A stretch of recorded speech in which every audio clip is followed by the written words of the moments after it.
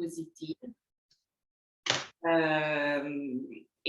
J'interviens dans un cabinet ou à domicile, mais j'interviens aussi dans les entreprises, dans les lycées auprès des ados, dans les médiathèques. Et pour faire toute la lignée, j'interviens aussi dans les EHPAD.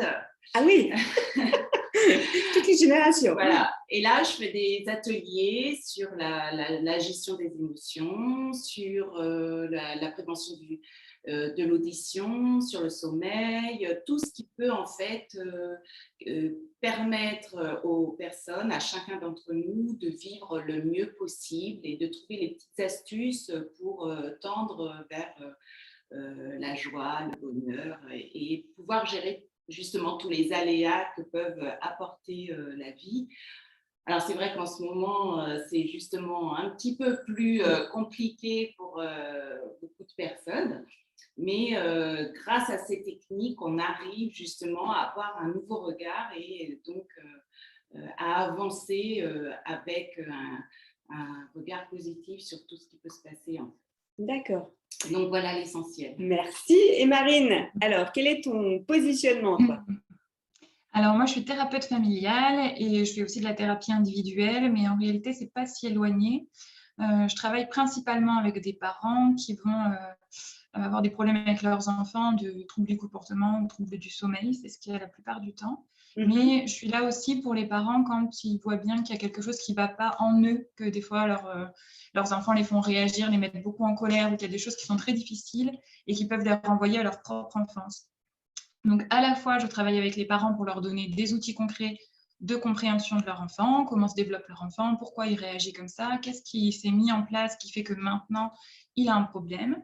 Et ensuite, je leur donne des solutions évidemment concrètes pour mettre en place au quotidien des choses pour que ça évolue. Et puis, je travaille avec eux ou je travaille même avec des personnes qui n'ont pas d'enfants mais qui ont besoin de travailler sur leur propre enfance pour voir aussi en quoi notre propre enfance, elle résonne en face de nos enfants et comment faire pour travailler aussi là-dessus, pour se sentir mieux avec nos enfants.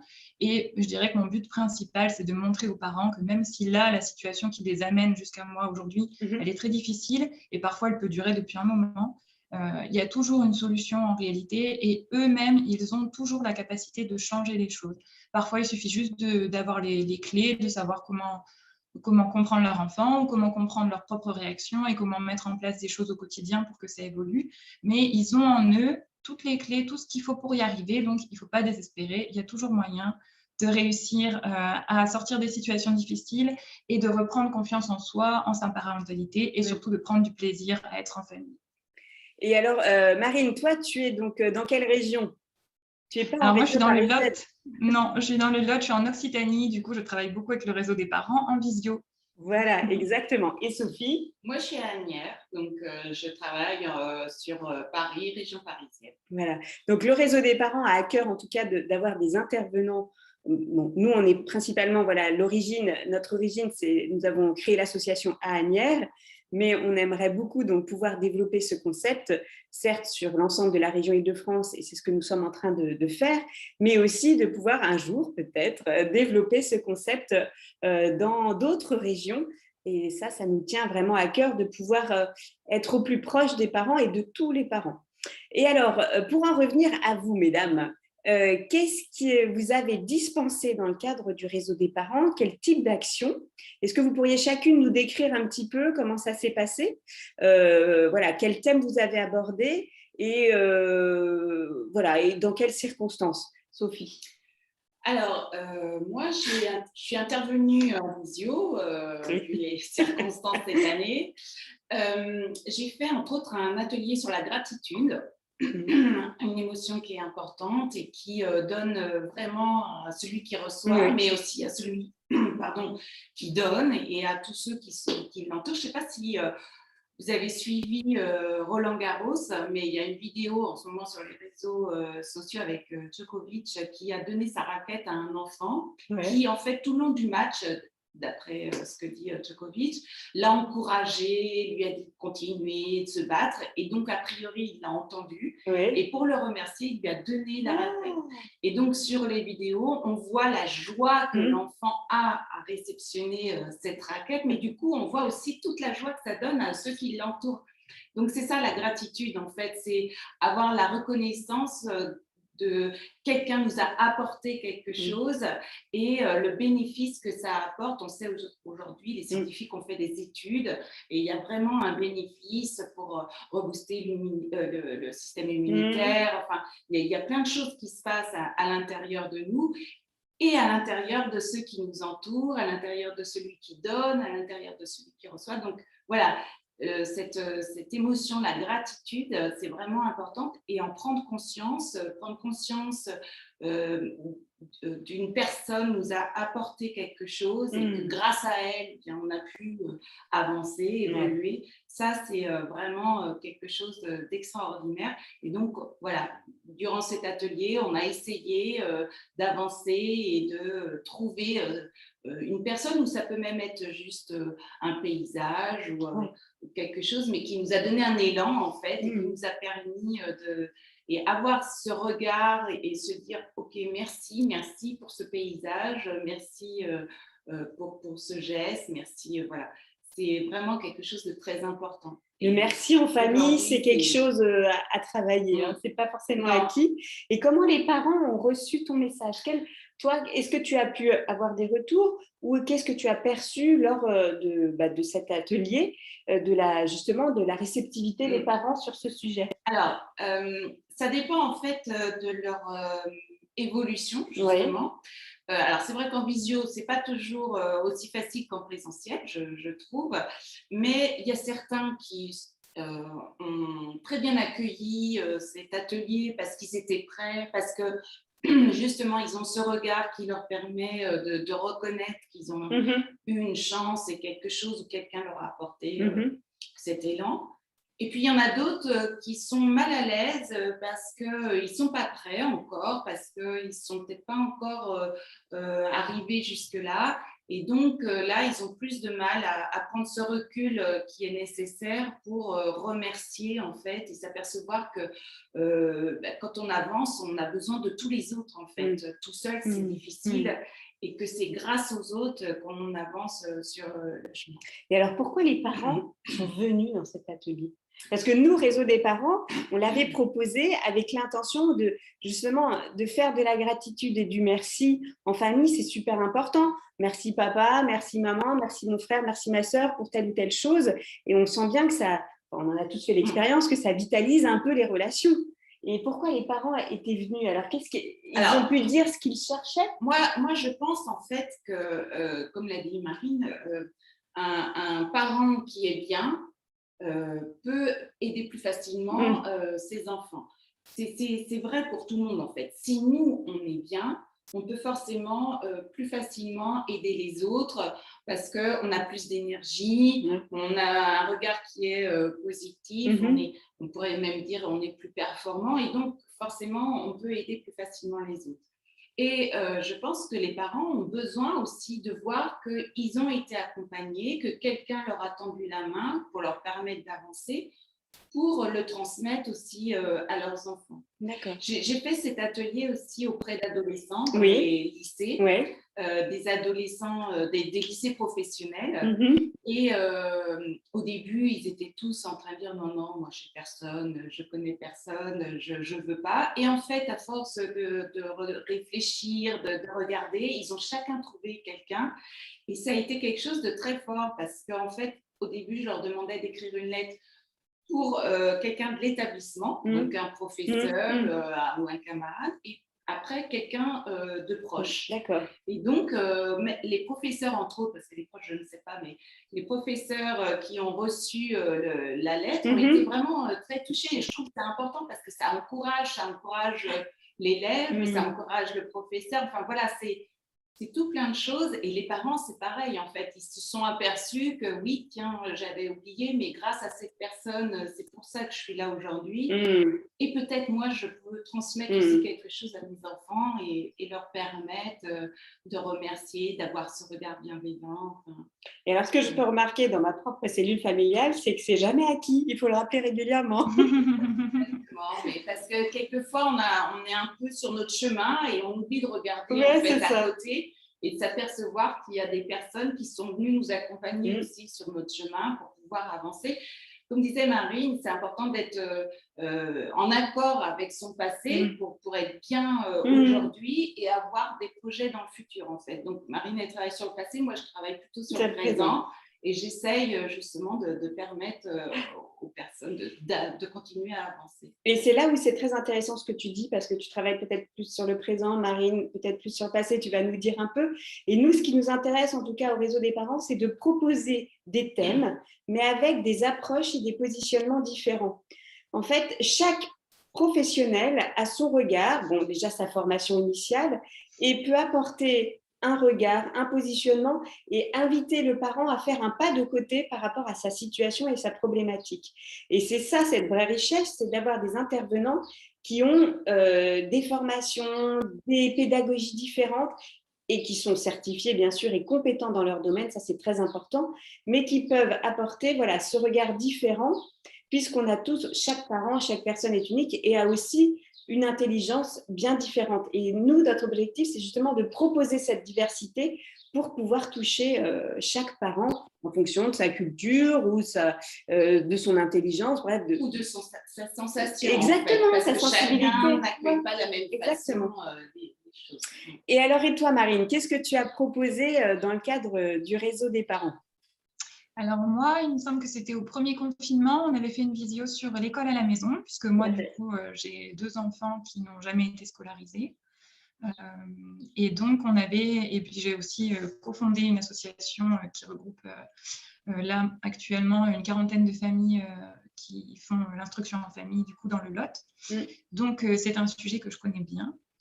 Et donc, on a évoqué ça parce qu'évidemment, à ce moment-là, il y avait beaucoup de parents qui ont dû, par la force des choses, faire un petit peu l'école à la maison.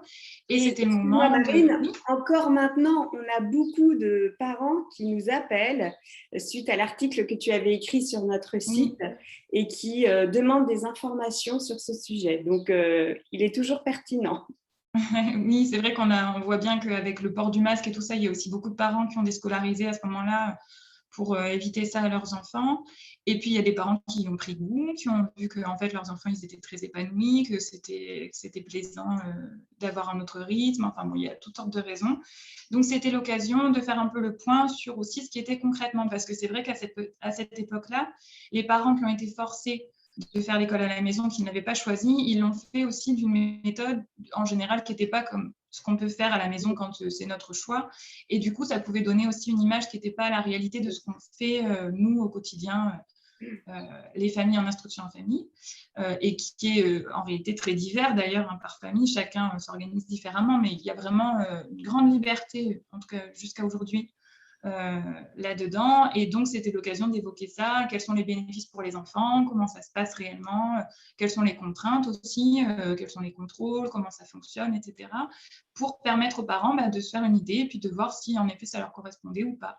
Donc, ça s'appelait l'école à la maison. Pourquoi pas nous? Donc, c'était vraiment ça l'idée. Et ensuite, plus récemment, j'ai fait un atelier visio avec des parents à propos de l'estime de soi. C'était 6 outils concrets pour renforcer l'estime de soi de son enfant. Et du coup, là, on a abordé ce qu'on pouvait faire pour accompagner notre enfant à prendre une vraie confiance en lui profonde. Et puis, on a aussi évoqué l'estime de soi des parents et ce que ça représentait aussi, nous, notre image de nous-mêmes et ce qu'on montre à nos enfants de ça et comment cheminer ensemble finalement là-dedans. Et donc, c'était très chouette aussi. Là, il y avait pour la visio école à la maison, on a eu quelques questions en direct, etc. Mais c'est vrai que pour l'autre visio, il y a eu beaucoup de retours, d'échanges, etc. C'était chouette. Et alors, est-ce que tu peux nous dire, pareil, je repose un peu la même question, mais pourquoi les parents, est-ce qu'ils t'ont fait part de leur motivation à participer à cet atelier? Qu'est-ce qui les intéressait? Est-ce que c'était pour eux-mêmes? Est-ce que c'est parce que ils voient bien que leurs enfants sont fragiles dans ce domaine-là? Qu'est-ce qui les avait amenés à venir à ton atelier? Mais je pense qu'en réalité, c'est aussi qu'on est beaucoup d'adultes à bien sentir que on manque de confiance en nous, que l'éducation qu'on a reçue, ça ne nous a pas permis de nous exprimer pleinement ou d'être pleinement confiants dans tous les domaines, etc. Et que on a un peu cette blessure-là qu'on n'a pas envie de retransmettre à notre enfant. Ça, c'est vraiment quelque chose que j'entends beaucoup. Et que parce que je vois beaucoup d'adultes qui souffrent encore de ça aujourd'hui et qui ont du mal à passer le cap. Et avec tout ce qu'on a en ce moment de nouvelles informations sur le cerveau des enfants, sur l'éducation bienveillante, je pense qu'il y a vraiment une grosse prise de conscience qui amène les parents à participer à toutes sortes d'événements, notamment pour se former, pour changer, lire des livres, etc., se renseigner. Donc ça, j'ai bien vu, en tout cas, je l'ai bien entendu que c'était une des questions. Et puis, parce que voilà, il y a beaucoup de parents qui se rendent bien compte aussi que leurs enfants, là, il y a quelque chose qui ne va pas, ils manquent de confiance en eux, ils se désengagent à l'école, ils se font embêter par les copains, ils n'osent pas se défendre. Enfin, il peut y avoir plein de choses différentes qui font qu'ils voient que c'est dur d'avoir confiance en eux et qu'il y a peut-être des choses à mettre en place en plus qu'on pourrait vraiment faire pour les aider. Et en effet, il y a pas mal de choses qu'on peut faire. Donc ça, c'était la motivation principale. Et en tout cas, des retours qu'on a eus, ils avaient l'air très contents des solutions. Nous, on a eu beaucoup de retours sur vos 2 ateliers, voilà, très positifs. C'est vrai qu'on a sur notre site, sur les réseaux sociaux, on a souvent des petits mots gentils, mais tout simples, justement, de gratitude. Merci, je me suis ressentie boostée, je suis repartie. Et donc, l'intérêt des actions proposées par vous, professionnels, c'est de permettre aux parents de déposer leurs problématiques, leurs soucis, leurs difficultés. Et parfois, ce n'est pas forcément nécessaire d'aller voir quelqu'un en individuel. Juste le fait de pouvoir parler, déposer, se sentir entendu, respecté, considéré dans sa problématique sans jugement, ça suffit pour repartir. Et s'apercevoir qu'on n'est pas tout seul. Exactement. J'allais le dire aussi. Oui. Exactement. Oui. Avec les professionnels et aussi pas tout seul avec les autres parents. Je pense que c'est quand même vraiment important. Moi, c'était une de mes motivations à faire du travail avec des plus grands publics. C'était de me rendre compte que parfois, j'allais répéter toute la journée la même chose parce qu'en fait, toutes les personnes que j'avais vues dans la journée, elles avaient un peu le même problème. Et du coup, j'allais répéter la même chose alors que j'aurais pu tous les mettre ensemble et puis leur en parler. Et voilà. Et surtout, ils étaient beaucoup à me dire que eux, ils se sentaient aussi coupables, ils se sentaient mal, parce que leurs enfants, ils réagissaient pas bien, alors que les enfants des autres, ils y arrivaient. Et en fait, moi, je voyais plein de familles qui avaient l'air d'arriver à l'extérieur et qui, dans leur famille, n'allaient pas bien du tout, et des choses comme ça. Et je pense que c'est aussi un grand tabou de dire aux parents combien, des fois, c'est dur d'être parent, c'est vraiment dur, c'est éprouvant.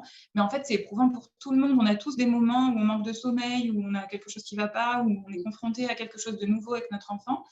Et en fait, on n'a pas le droit de le dire parce qu'il faut être un bon parent, il faut réussir, il faut que notre enfant il soit tout le temps sage, qu'il fasse ses nuits très tôt. Tout le monde nous le demande dès qu'on sort de la maternité. Alors ça y est, il fait ses nuits, c'est quand, bientôt? C'est des objectifs comme ça, un peu inconscients, que les parents reçoivent et qui font que ça fait quand même une charge mentale assez lourde. Et d'être ensemble et de se rendre compte, oui, en fait, lui aussi a vécu ça, maintenant ça va mieux, toi aussi ça t'a fait ça quand elle a fait ça ta fille, moi aussi j'ai ressenti ça. Ça aussi c'est important de se rendre compte qu'on n'est pas tout seul, que c'est normal que ce soit compliqué parfois et que c'est pas grave, parce qu'en fait ensemble, avec les professionnels, mais aussi avec les autres parents qui eux aussi ont une intelligence, une expérience qui leur est propre et qui est importante, on peut trouver des solutions et on peut se soutenir.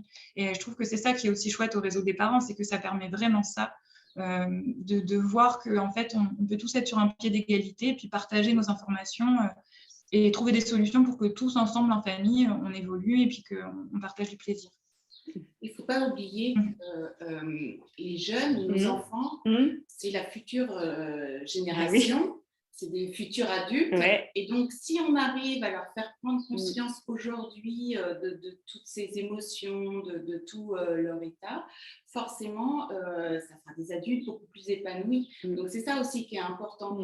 Avant, on ne parlait pas autant de mieux-être, on ne s'occupait pas autant de soi, mais en fait, il faut être un petit peu égoïste pour pouvoir s'occuper de soi, pour pouvoir transmettre à nos enfants et permettre à cette future génération de faire des adultes épanouis pour qu'ils puissent vivre le mieux possible, en fait. Et c'est ça qui est important. Équilibré et qui puissent rayonner. Nous, c'est vrai qu'on a l'habitude de dire au réseau des parents, alors c'est un leitmotiv qui fait un peu gnangnan, mais qui fait rigoler, mais qui a du sens, en disant une famille qui va bien, c'est d'abord un immeuble, un quartier, une ville, mais on pourrait même partir de l'individu. Un parent qui va bien, c'est un couple, c'est, j'allais dire, une famille, et on est vraiment dans cette démarche de système, d'écosystème qui rayonne. Et ça ne fait pas de bruit, c'est sûr, mais ça travaille de l'intérieur. Et nous, ce que l'on espère, c'est travailler, entre guillemets, les parents pour les accompagner, comme tu disais, Marine, dans ce chemin qui peut être parfois rugueux, sinueux, difficile, et de les accompagner en leur disant, mais attendez, c'est un cap à passer. On vous permet d'aller chercher des outils qui pourront peut-être vous aider, et c'est vous qui faites le travail et c'est vous qui cheminez avec votre cellule familiale, et c'est vous qui participez à la construction. Après, on ne cherche pas non plus à leur donner j'allais dire, attention, c'est vous, une responsabilité écrasante.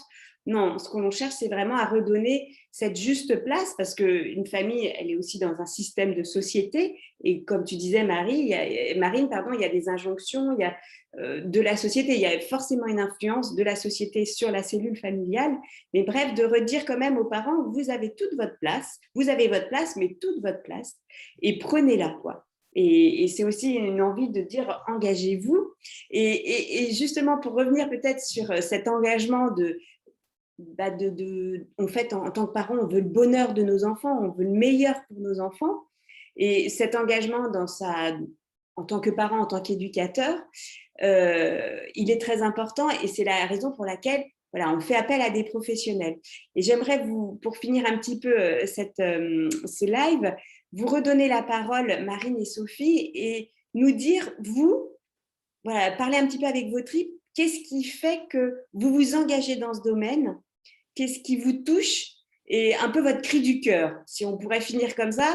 Qu'est-ce que vous auriez envie de dire aux parents, et ce pourquoi vous vous engagez en fait dans ce domaine? Peut-être Marine, si tu... Alors, je dirais que moi, ce qui m'a amenée là, c'est évidemment la parentalité, de tomber enceinte de mon premier enfant. C'est là où je me suis dit, tiens, en fait, c'est le moment de mettre à plat un peu ce que moi j'ai vécu, et puis de faire le tri. Et aussi, à ce moment-là, on m'a offert des livres qui m'ont vraiment fait prendre conscience de plein de choses dont je n'avais pas du tout idée. Et du coup, ça m'a passionnée. Et là, j'ai commencé à vraiment me renseigner, apprendre des choses là-dessus. Et je pense que ce qui m'a motivée le plus, c'était de me dire que, en fait, on n'était pas obligé de reproduire la même chose. Il y avait tellement de chemins différents, tellement de chemins nouveaux. Je pense que ça, c'est quelque chose qui m'a aussi parlé, parce que toute ma vie, j'ai fait beaucoup de choses différentes et j'ai cherché à faire autrement. Donc, c'était dans la lignée, mais c'était tellement pertinent à propos de ma propre histoire, à propos de ce qui avait l'air possible dans d'autres familles, de ce qui était fait. Ça, c'était le début, mais ensuite, quand j'ai vu avec ma fille que c'était vraiment possible, que quand on faisait autrement, nos enfants réagissaient autrement, et qu'il n'y avait pas cette espèce de vérité d'étape obligatoire de conflit ou de choses comme ça, que vraiment ça m'a rendue passionnée, convaincue, et que je me suis dit, je ne peux pas juste garder ça pour moi, il faut que je le partage. Et donc, j'ai commencé à le partager, et c'est devenu un métier. Et je pense que ce qui est important dans tout ça, c'est que au plus j'ai travaillé, au plus j'ai vu des familles, au plus j'ai rencontré, au plus j'ai travaillé, étudié, etc., au plus je me suis rendu compte que ce n'était pas que la parentalité, comme le disait Sophie. En fait, tout est lié. Notre façon d'accompagner notre enfant, c'est aussi notre façon d'accompagner notre enfant intérieur, l'enfant qu'on a été et qui parfois souffre encore, qui parfois se réveille encore un petit peu. Et tout ça, ça nous donne aussi un autre relationnel avec les autres en général, donc dans la société, dans ma façon de réagir aux ordres, etc. Moi, j'ai beaucoup étudié Alice Miller, qui a étudié l'impact de l'éducation dans le fait qu'on va obéir, par exemple, qu'on va obéir à des ordres nazis. C'est pas Hitler tout seul qui a créé toute cette guerre, c'est plein de gens qui ont obéi. Pourquoi ils ont obéi? Pourquoi ils se sont pas... pourquoi ils se sont pas confrontés? Qu'est-ce qui s'est passé là-dedans? En réalité, il y a un tas d'explications dans l'éducation.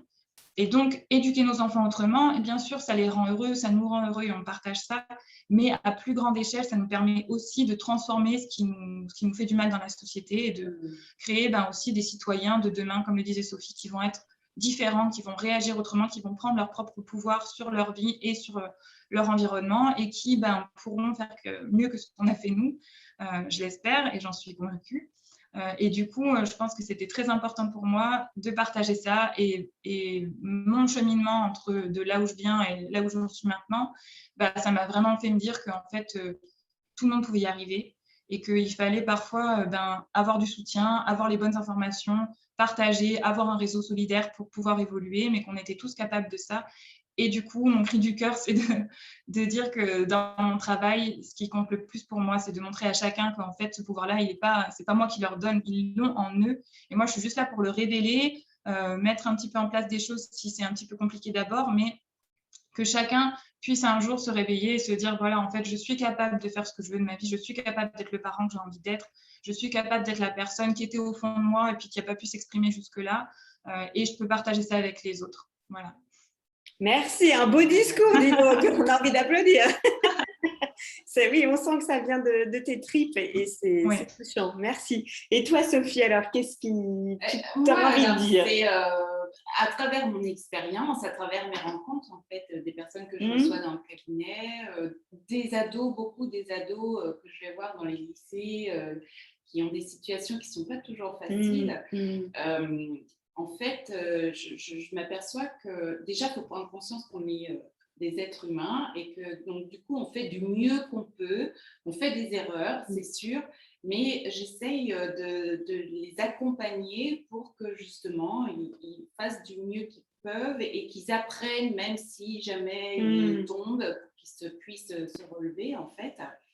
Et puis, je me suis aperçue qu'apprendre à écouter ses émotions et les accepter, parce que souvent, on dit non, il faut continuer, il faut se lever, il faut aller droit, il faut avancer. Mais apprendre à accepter ses émotions, ça veut dire qu'on apprend aussi à accepter les émotions des autres et du coup, qu'on apprend à vivre ensemble. Donc, c'est ça aussi qui est important.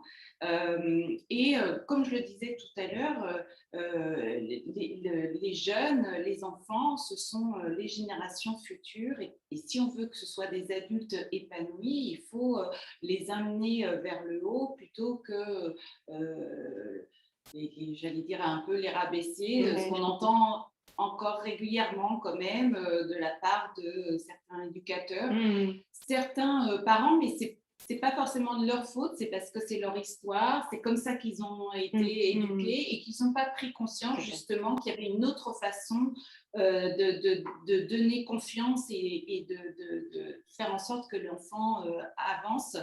Donc c'est pour ça que c'est important de faire prendre conscience et confiance aux parents pour que justement eux puissent aider et accompagner leurs enfants le plus loin possible et sur le chemin qui leur convient en fait. Alors peut-être qu'un jour il faudra qu'ils changent de chemin parce qu'ils vont s'apercevoir qu'il y a un petit peu cabossé, mais c'est pas grave. Ce qui est important, c'est de profiter aussi de chaque moment et de se construire avec un regard bienveillant sur tout ce qui nous entoure et surtout sur nous-mêmes. Parce que si on a de l'estime de soi, si déjà nous, on s'aime, eh bien, on pourra plus facilement aimer les autres.